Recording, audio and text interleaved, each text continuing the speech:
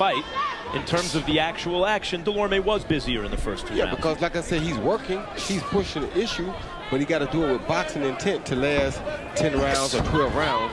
And at some point, he has to start making real boxing moves. Sure, in a 12-round fight, of course, if you have 2 in the books, you don't have to win that many more to make it a close fight.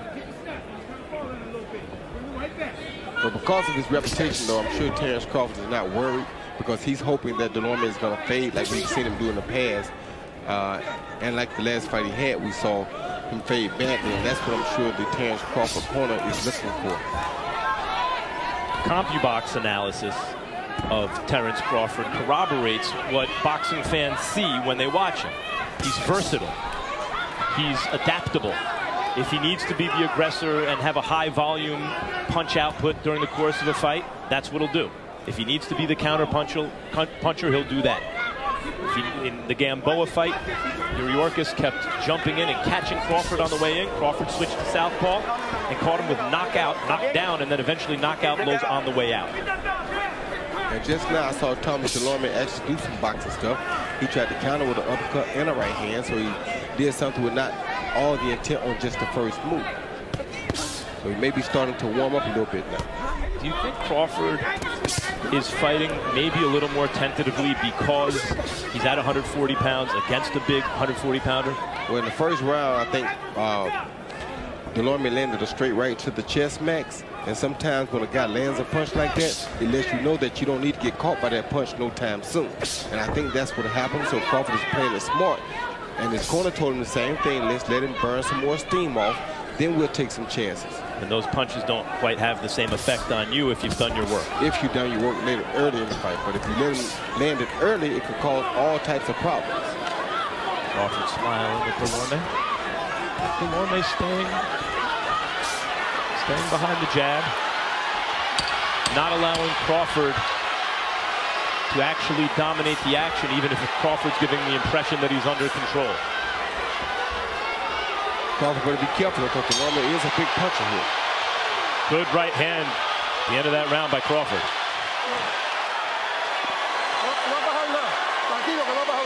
Relax, relax. Nothing happened. How you feel now? How you feel? ¿Cómo estás? Tired. Don't go backwards. Go side to side. Give me the bottle.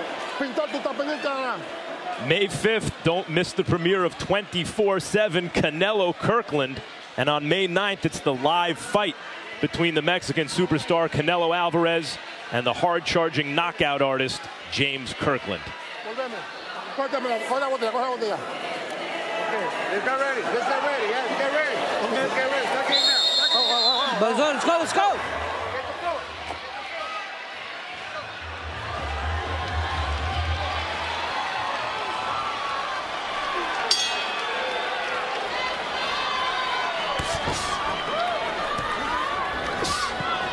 And Delorme comes out, Roy, seeming to want to reestablish the kind of little bit more of an energetic pace, throwing the jab to the head and to the chest.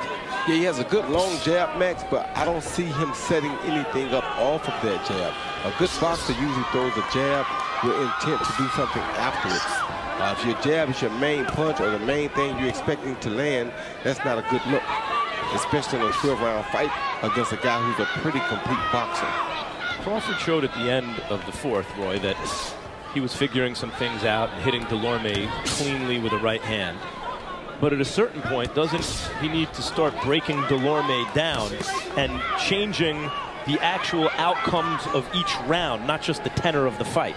Yeah, but as you know, most people know that Delorme is good for the first 4 or 5, maybe even 6 rounds. And that's what guys train for against Delorme, to let him have his way, 5 or 6 rounds, make him work. Then he'll slowly fade, usually. And this time, I think he hired some better guys as far as the strength and conditioning goes as well. And with that being said, he may not fade, so that's what Terence will have to be careful of. And not to belabor the point, but he was a real top welterweight prospect not long ago, Delorme. A big welterweight prospect. So Crawford can't get too relaxed here because he can't punch. Yeah. And Delorme, while that 1-2 didn't come close to landing, Crawford easily picked it off moments ago on his gloves. It still kept Crawford's gloves at home. That's the good thing about the work ethic that Delorme has. It does. That was a good boxing move. Like I told you last round, now he's starting to do boxing moves, and it may be that he's warming up now. Because early he wasn't doing things like that. Delorme having his moments in this first half of the fight.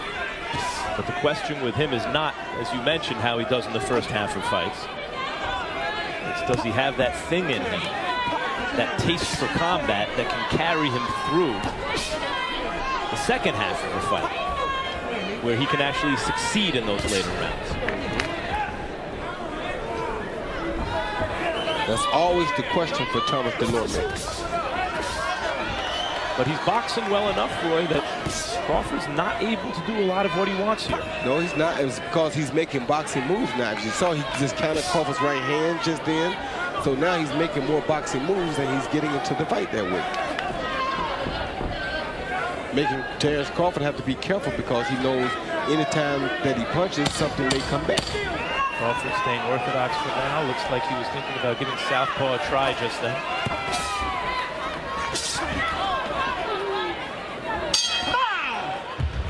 Round 5.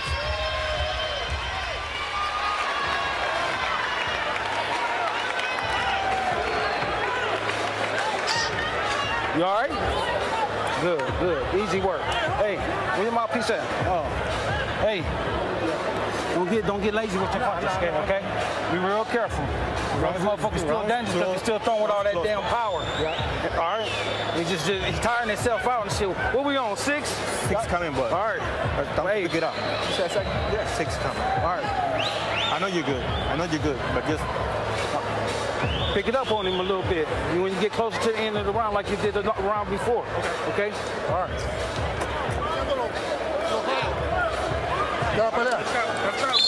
Vamos.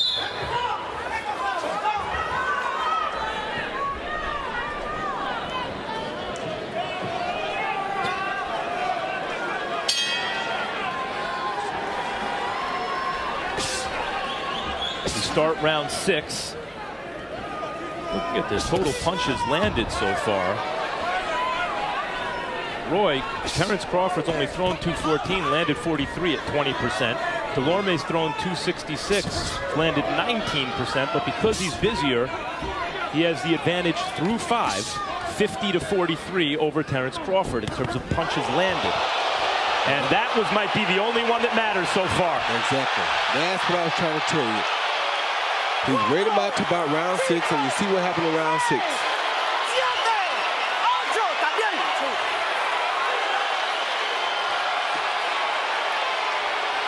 All that boxing studying through the first 5 has paid off big here in 6 for Terence Crawford. He's measuring and tattooing Delorme in the corner. Crawford, just with surgical precision, drops Delorme again.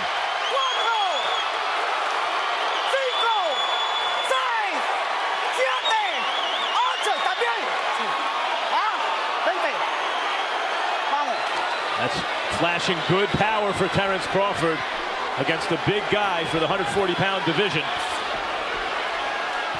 Look at the accuracy here, Roy. The way he's setting him up, the way Terence Crawford is setting Delorme up for these surgical strikes. And he's smart. He's beating the head and the body, man. He's not just head hunting. This is what you want to see in a good champion. He's not just strictly head hunting when he has to get hurt. He's going to the head and the body. It's pretty clear through those first 5 rounds, Crawford studied up and now knows every single thing he has to do, and he did it. That is a sensational 6th round knockout for Terence Crawford. One sensational performance after another. Look out, junior welterweights.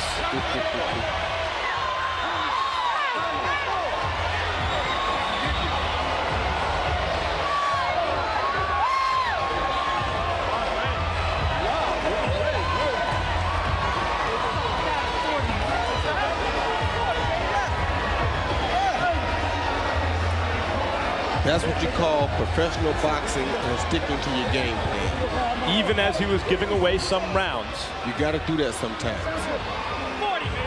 He was taking the edge off of Tomas Delorme. And here are the two shots that hurt him, Roy. Measured him, hit him with the left and the right hand. Feinted the jab and hit him with the hook right hand, something he had been setting up behind the jab all night, which is what I told you earlier. When he's used that jab, he's looking for what he can do afterwards. And it's what he did after the jab is what hurt Thomas Delorme. When you saw Delorme punch, he wasn't doing that. See that? Hook right hand right over the top.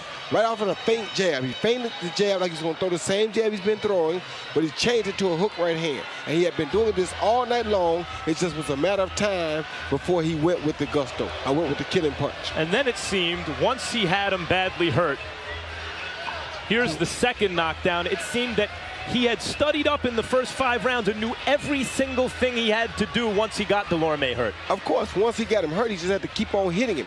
He's fatigued a little now. Once the fatigue sets in, you just keep throwing at him. He caught him with that clean right hand, and down he went again. And here's the end. I mean, Delorme never truly had his legs back, Roy, and possibly could have continued fighting, but it was clearly academic at that point. Crawford seemed to have beaten the fight out of him. Crawford made sure he beat the head and he beat the body so that he would never get his legs back. That's the mistake a lot of guys make when they're trying to finish. They beat the head, but they don't beat the body to ensure that the opponent doesn't regain consciousness. Terence Crawford celebrating with Coach McIntyre. And there is Deborah Crawford, Terence's mom. Pretty happy about what she saw here tonight, Roy. And she should be.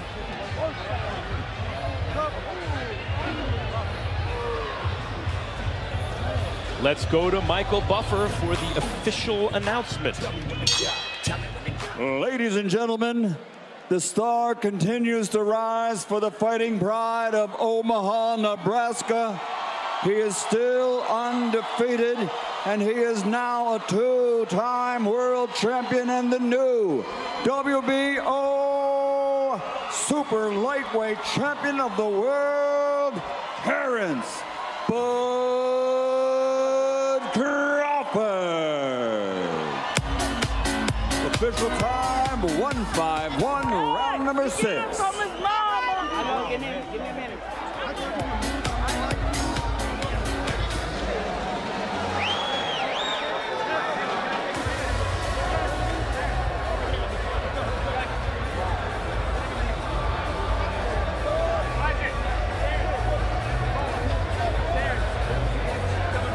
Roy, here we see the final punch stats, which Delorme had a slight edge heading into the 6th round, but Crawford wound up landing 67 out of 276, 24%. Delorme 53 out of 280, 19%. Delorme came into that round having landed 53 punches, 19% of his punches. None of those punches mattered all that much. No, Crawford had him measured. Yeah, Crawford had him measured. Crawford had a plan that he stuck to. His plan was to come out, wear him down, then take advantage of it. Power punches, Crawford 40 to 23, threw more of them, landed more of them, landed at a higher connect percentage, 34 to 22%. Congratulations, Terence. You pick up a brand new belt at 140 pounds. Tell me what you thought of your performance tonight. I thought I had a hell of a performance, but first and foremost, I'd like to thank God for blessing me with this victory. Without him, none of this would be possible. I'd like to thank my team. I'd like to thank Terence, HBO. Happy birthday to my nephew, Travion Crawford. Today is his birthday. He said all he wanted was me to win, and that's what I gave him. All right, you've earned the right to say all that stuff. But now how about the fight itself? Through the first 5 rounds, it looked like you were measuring him, you were in control, but you weren't overly active, and maybe he'd stolen a couple rounds. Then you come out in the 6th, and it's as though you flipped a switch. No, my coaches told me to do that. Saul told me, when I go out there, don't give him it yet. Just touch him, just touch him. Don't let him feel it yet. Then, as you can see, in that 6th round, going into the 7th, he told me to pick it up. He said, pick it up. I said, all right, because that's what we practice on. Just touching him, making him feel like, oh, this guy ain't got nothing, kind of will him to sleep. We've seen you fight in so many different styles: orthodox, southpaw, coming forward, backward, high volume puncher, knockout puncher, big guys, little guys. How would you describe your style to the fans at home? Versatile. I feel like I can do whatever. As long as I train hard and put my mind to it, I can do whatever. Let's take a look at the first knockdown and tell me what you see. Oh, I just faked him with the jab, like I did Sanabria. As you can see, I wasn't throwing the hook at first. You know, I was just baiting him in with the jab. I started touching him. Split sight doubleheader a little bit later on from Verona, New York. Matisse Provodnikov, which, boy, the bell hasn't rung for it yet, and it's already almost a Fight of the Year candidate. World War III is about to break out in Verona. Meantime, the chess match that many anticipated, and Crawford, though he hasn't done a whole lot, seems in control. He is in control. He's using his jab. Like I said, he's making a lot of boxing moves. He just swiped him across the chin with a small right hook, just to let him know I can hit you whenever I get ready. And just then rolls with the shoulder, so Delorme's punch goes wide and connects with his own inside.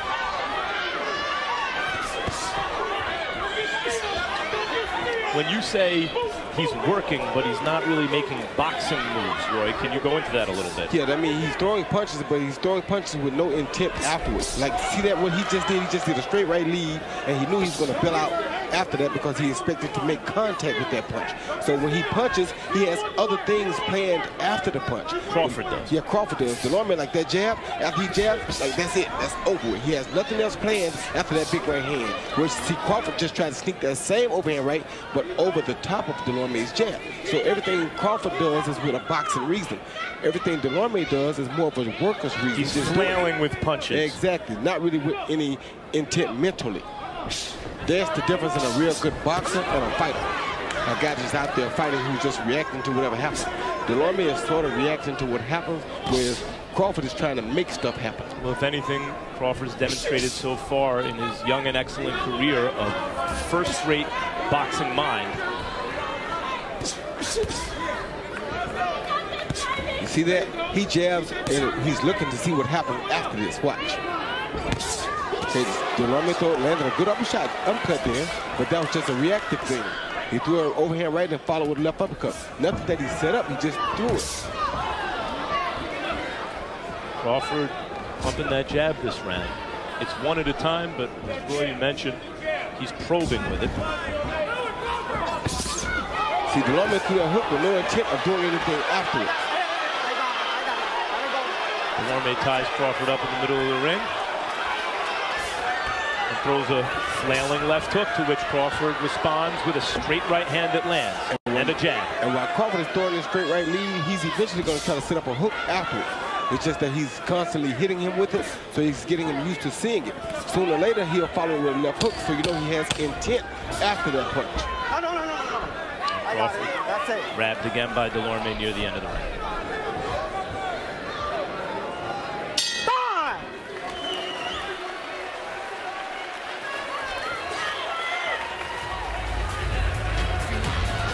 We'll take you back to Arlington in just a second. Meanwhile, a look at Turning Stone Casino in Verona, New York, where a crowd of 4,500 is inside the arena and waiting expectantly for Lucas Matisse. They're getting his hands wrapped in the dressing room, and his opponent, Ruslan Provodnikov, also getting his hands wrapped in a fight that, as you've already heard from Max Kellerman and Roy Jones, is regarded as a candidate for Fight of the Year even before the opening bell sounds. So we'll be bringing you back here immediately following Crawford Delorme for this. Meanwhile, Max Kellerman can't help but notice that Harold Letterman scored the first 2 rounds for Delorme. I thought the third went to Crawford. Back to you.